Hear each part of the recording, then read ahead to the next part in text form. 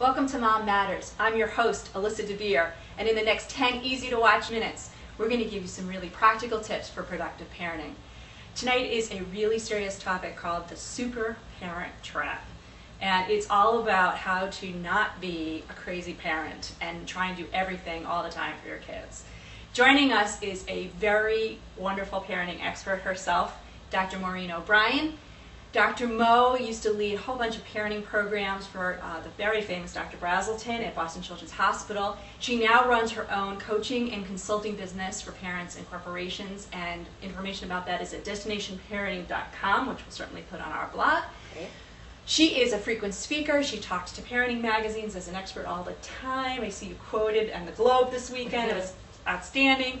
We're so glad that you're here because on top of everything, I should also mention you're the author of this book that's holding me up tonight here, Watch Me Grow on 1, 2, 3, fantastic book on how to bring up young kids in toddler age.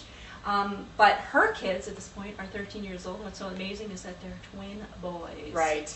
That's my real expertise, I think. That's what gives me the credibility with moms. And your sense of humor. I try, you need it.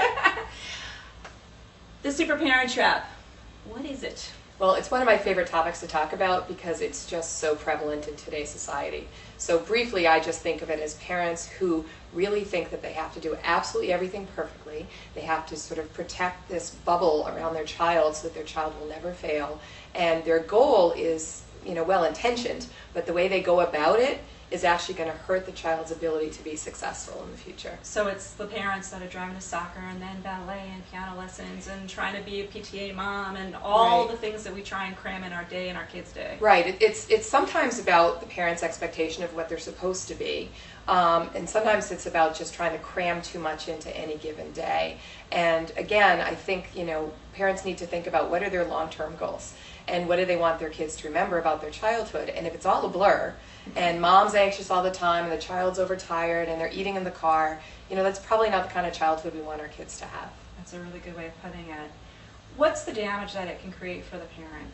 Well, I think for the parent, you're just setting yourself up to fail because you can't possibly attain that level of perfection.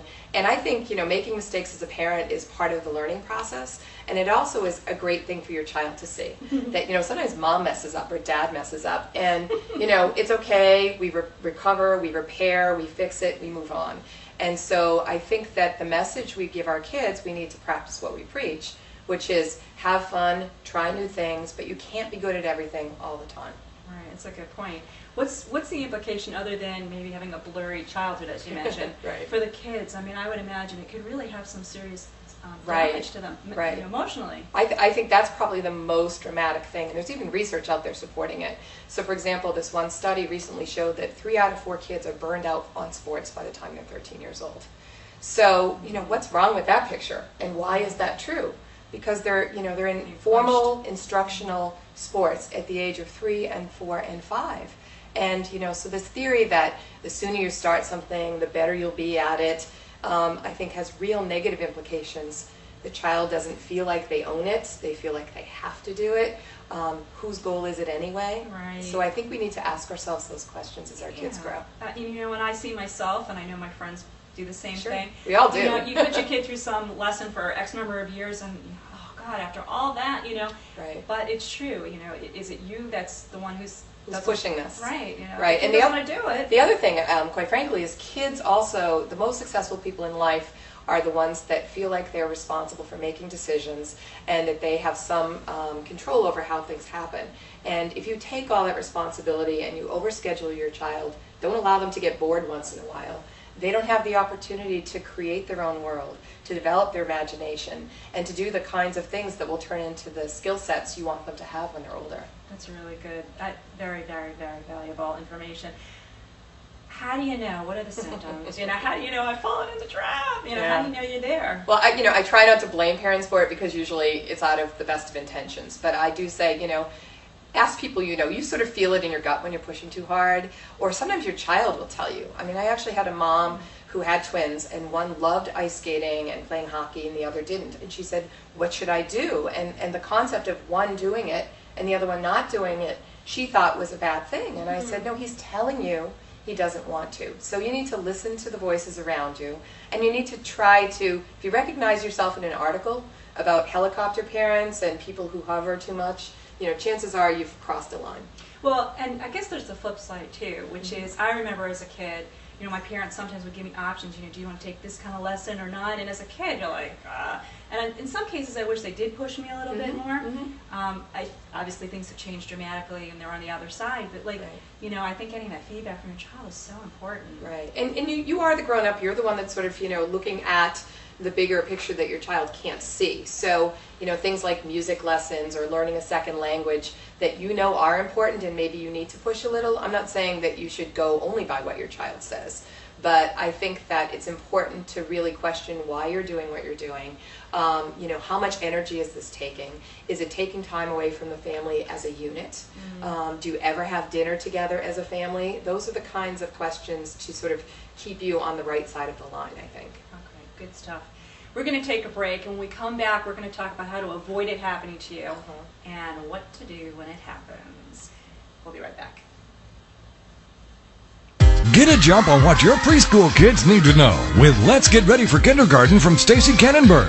A mom told me this is the book I've been looking for. This book gives me all the information I need about what my kids need to know. And a private school admissions director said this is exactly what we test on. Google it, get it, and get ahead. Let's Get Ready for Kindergarten. Applauded and approved by parents and educators. Let's Get Ready for Kindergarten is a state-approved teaching tool. On sale now. In stores or online at cedarvalleypublishing.com. Welcome back to Mom Matters. We're here with Dr. Mo talking about the super parent trap.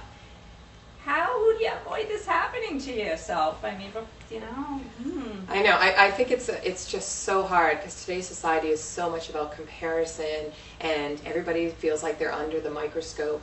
So the first thing I would say is, you have to take it back a notch and not think that your child not getting into a certain program at age 3 is going to determine their future for good or for ill. So some of it is just a reality check on your part.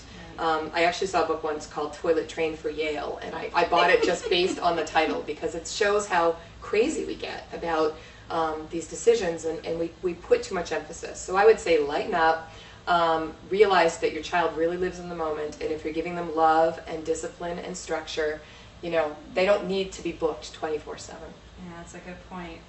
So what happens? You fall into it, all of a sudden you go, yeah, my friends are telling my kids that I am so out of control. What do? You go see a psychologist. Well, go to bed. I'm always one that thinks therapy has its place, but I think you can usually sit down and have a family meeting about it. I mean, usually someone is feeling the pressure. Maybe somebody had a meltdown in the car. Maybe you're upset because your child doesn't want to go and you're paying for this lesson. And so when you start to have those kinds of confrontational moments, and usually this is with older school-age kids who can really tell you their opinion, it's a great chance for them to say, Mom, I really don't like X anymore. And it's not making them a quitter. Parents worry about that lesson. It's like, listen to it, hear them, and maybe you say, okay, let's finish this one. And then next time we'll only pick 1 or 2 sports or 1 or 2 activities. And you brought up a good point that I want to make sure we slide in, which is very often this shows up as kids are getting older, and we can communicate with them at that level. Right, absolutely. It's a great chance to give your kids a chance to negotiate. And so what you do as the parent is you say, okay, we're going to do no more than 2 activities. And so which ones would you like to do and why? Excellent. That's going to end our show for today. Please visit our blog where you see a listing of previous shows, information on our upcoming shows, and you can sign up to be notified about future shows, which are posted every 2 weeks. Thank you for being here again, Dr. Maureen. Anytime, loved it. I loved it. And for Mom Matters, this is Alyssa Dver giving you practical tips for more productive parenting.